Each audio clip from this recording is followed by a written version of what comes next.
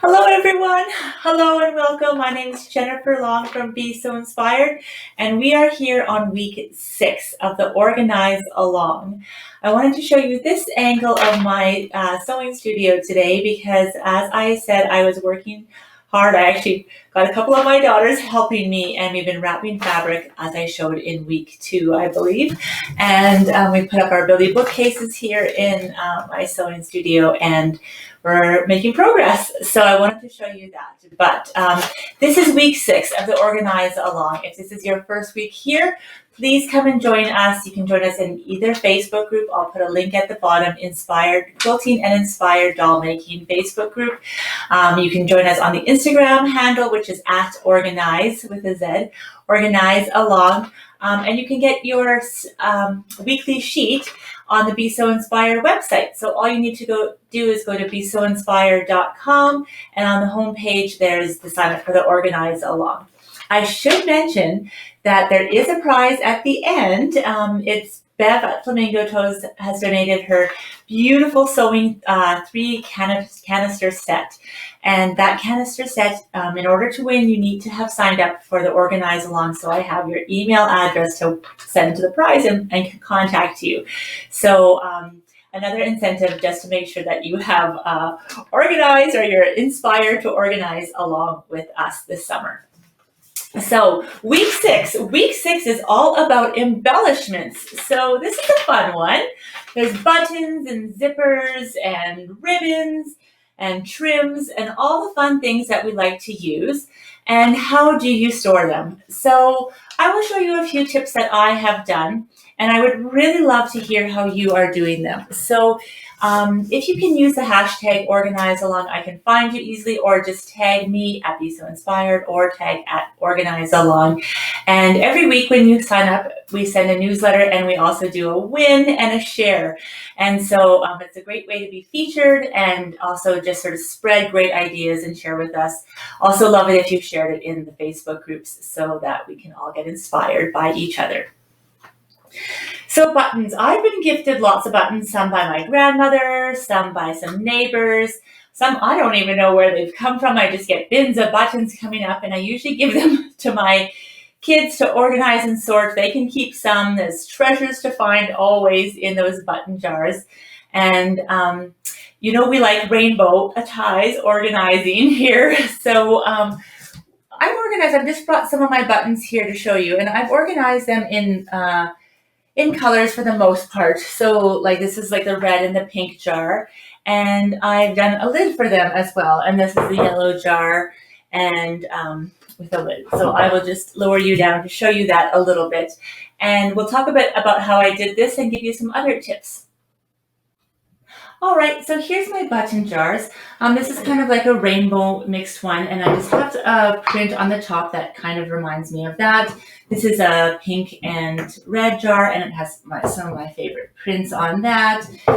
Yellow, green, this is sort of blue and turquoise jars. Some of them have papers so that there's buttons that are on the paper in the jar, and some of them just are loose buttons.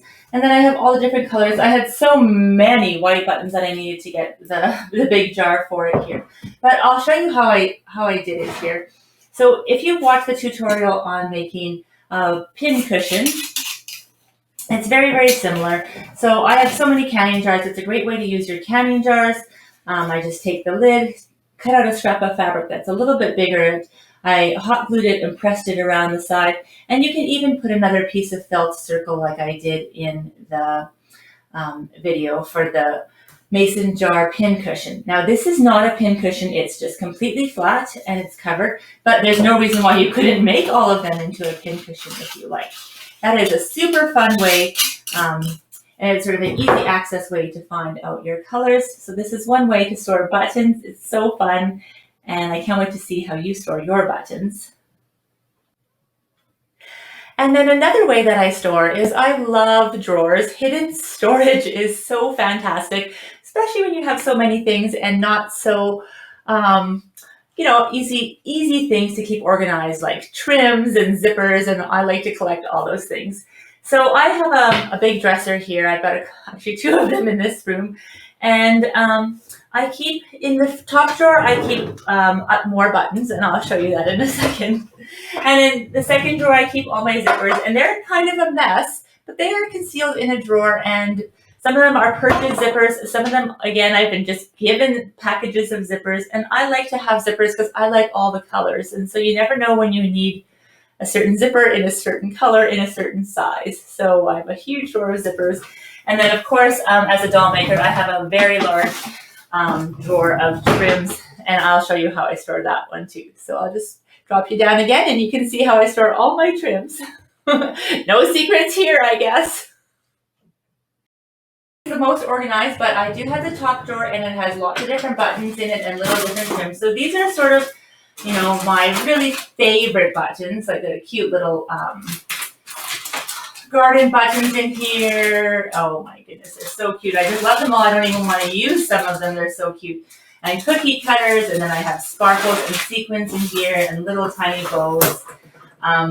So this is sort of like my junk drawer for buttons and all the cute little things. It's a pretty narrow drawer. Then I have a zipper drawer. This is an organize along, right? Tips, tips, tips. You could give me some tips, but I do have zippers that I bought, and these are for some bags that I bought, and then there's just I've tried at some points to have them in an elastic in sort of colors and sizes, but you know, they do get messed up and tangled in here, but they are in a drawer, and all my zippers are in this drawer. And this is my trim drawer. And so the trim drawer is a little wild as well. There we go. The trim drawer is a little wild as well. But I did try to put all my trims in a Ziploc bag, and they're thrown in there. I would like to put them eventually onto a doweling and see what happens. See if I can find a better way to organize my trims. So this drawer would be definitely a work in progress, a whip drawer. But it is in a drawer. Super intimidating week. It's kind of a fun week, and I really, really would like to see what some of your tips are for storing some of these tangle-prone, messy kind of a week here. But definitely there's so many ways to do it. There's bins, there's drawers, there's jars, there's crafty ways to do it, little bags, all the things. So hope you're doing good. Week 6 of the Organize Along. 2 more weeks to go, friends. We can do it. And you know, I should mention that organizing is always a work in progress. So when you use something, you know, sometimes you find it doesn't really work great in this position, and you have to change it. Your needs change as a creative, and also just sometimes we don't put things back where they belong. So, or sometimes we go shopping and we have more things to find room for. So whatever the reasons are, it is always a work in progress. And if you just look at organizing in that light, then it won't feel so intimidating, and it can be quite fun, and you can another reason to use and be around your craft supplies. So I know that brings you joy, and keep organizing your craft supplies and keep that bringing you joy. So this is week 6. Welcome everyone. Can't wait to hear how you're doing. Thanks so much. See you next week.